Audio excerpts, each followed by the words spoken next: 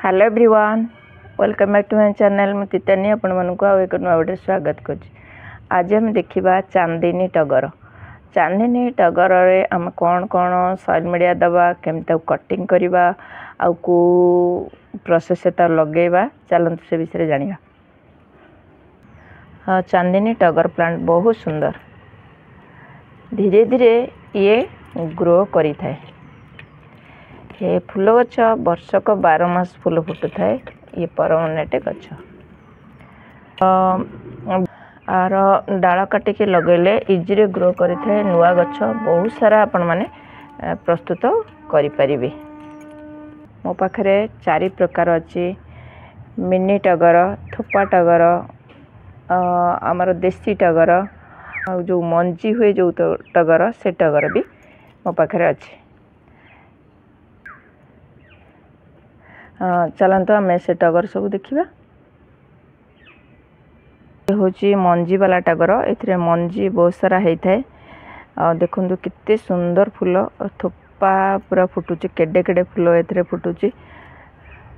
ये पूरा देसी टगर डिजाइन किंतु बहुत सारा ए फूल फुटी थाए।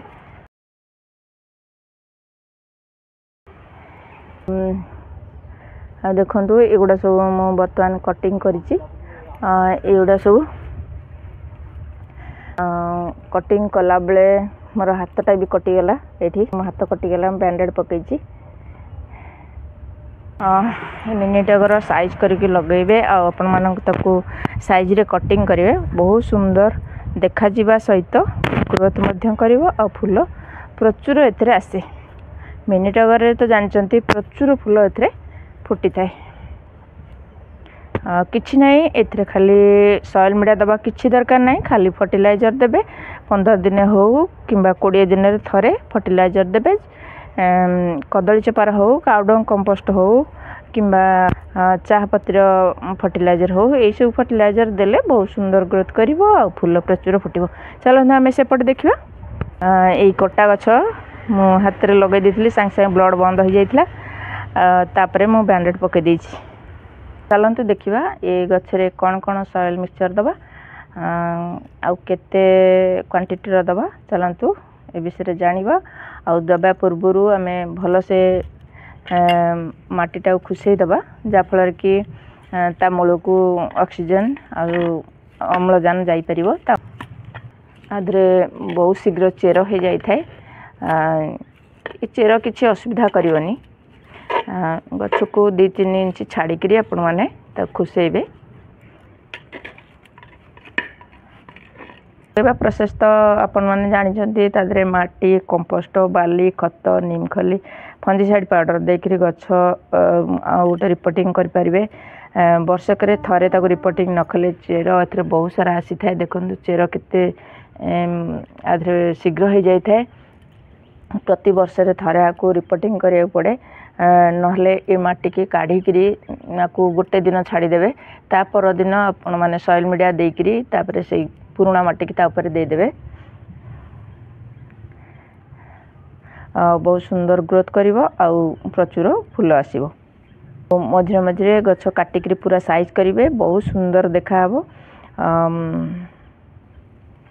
नहले बहुत सारा बढ़ी जीवो आउ साइज देखा हबनी।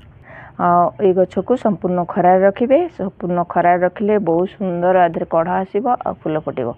छाई रे रखिले केबे फूल फुटिबनी आ बहुत सारा पानी देले भी फूल फुटेनी। गछ खाली बढ़िबो किंतु फूल फुटिबनी। खरा दिन रे दिन को थरे मात्र पानी देबे। वर्षा दिन केबे देबेनी। वर्षा दिन रे तो जानिचंती वर्षा पानी रे नाइट्रोजन शक्ति अधिका थाए। गछ ऊपर पइले भरभर होइकि उठे गछ तादरे बहुत सुंदर फूल कड़ा आसी थाए। गछ फल गछ हेले फल भी बहुत सुंदर आसी थाए। ता मूल को भल से खुसई देबे आउ किछि माटी आधुर काढ़ी देबे। माटी काढ़ी सारला परे गोटे दिन हो 2 दिन हो खरा देला परे आपण सॉइल मीडिया देबे। मु किंतु काटिक्रिया को खुसई क्रिया करू आगुरु सबु कुंड रे दे देछि सॉइल मीडिया। मोर बहुत सारा कुंड अछि, मु दे देछि किंतु गोटे वीडियो करे बोले गोटे कुंड रखिथिली। आ देखंतु तादरे आमे कौन कौन सॉइल मीडिया दबा। एथे नेछि किछि गोबर खत आउ किछि छेली रो खत देखंतु। आउ एथिरे नेछि चाहा पत्ती आउ किछि कदली चोपा और भी कदली चोपा ये बहुत सारा अच्छी ये कदली चोपा को सुखेकरी गुंड कर दे था कदली चोपा को एमती सुखिला भी खंड खंड करी कंची काटी खंड खंड करके दबा आ कि नीम खली आदि मिसई देती और सबको आम भल भाव मिक्स कर नवा जो माटी काढ़ीचे से तारी मूल एमती दबा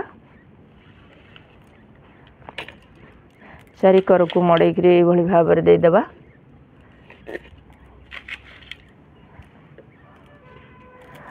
जो माटी काढ़ीचे से माटी की एमती ऊपर देदबा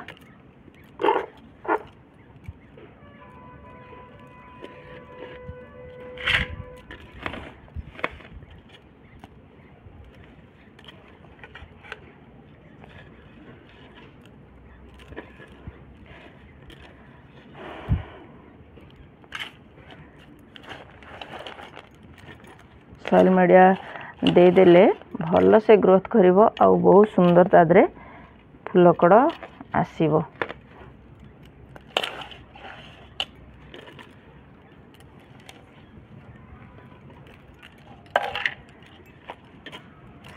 तापरे आमे माटी के एमती दे दबा जो माटी आमे तादर बाहर करथिले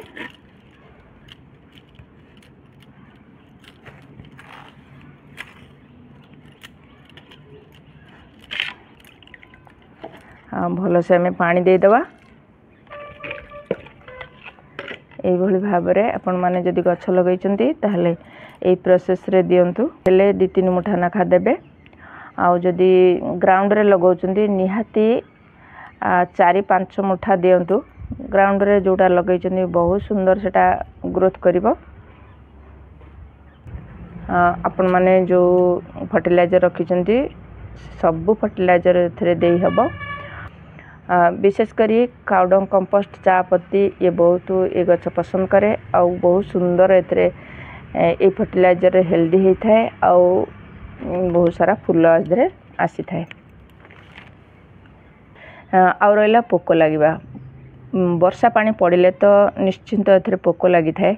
आपण मैंने कौन करेंगे ना नीम ऑयल लिटर पानी रे 2-3 थपा नीम ऑयल पकईकरी पूरा मूलर शेष पर्यंत भल भाव में स्प्रे करदे 15 दिन थरे निहाती स्प्रे कले पोक सबू पलैबे कारण ए मासरे ही पोक हुंती जो पारे ना फंजीसाइड पाउडर पूरा गोलेकरी आधे पूरा स्प्रे करदे आ बहुत सुंदर ग्रोथ करिवो आ गछ हेल्दी रहइबो प्रचुर फूल फुटिबो। आपण मैंने जदि लगे भाव में पूरा साइज करके लगे दिंतु बगीचा को बहुत सुंदर करिवो। देखो मोर बहुत सुंदर हेल्दी होती गछ मु पाहाच रे सब साइज रे लगे आसेपट देखले तो मो ग्राउंड रे केमती लगे एपटे भी लगे देखु बहुत सुंदर है। आपण मानकर जदि नाही ताले एई भली भाव में गोटे गछरू प्रचुर गछ प्रस्तुत करें आदि मो भिडटा भल लगे तो लाइक कमेंट शेयर करेंगे आ मो चैनल जदि आपण मैंने नुआ देखुं ताले गोटे सब्सक्राइब करेंगे। आज ये पुणी आसबि आ एक नुआ वीडियो नुआ टॉपिक सहित से पर्यंत गछ लगा था भल था। जय जगन्नाथ।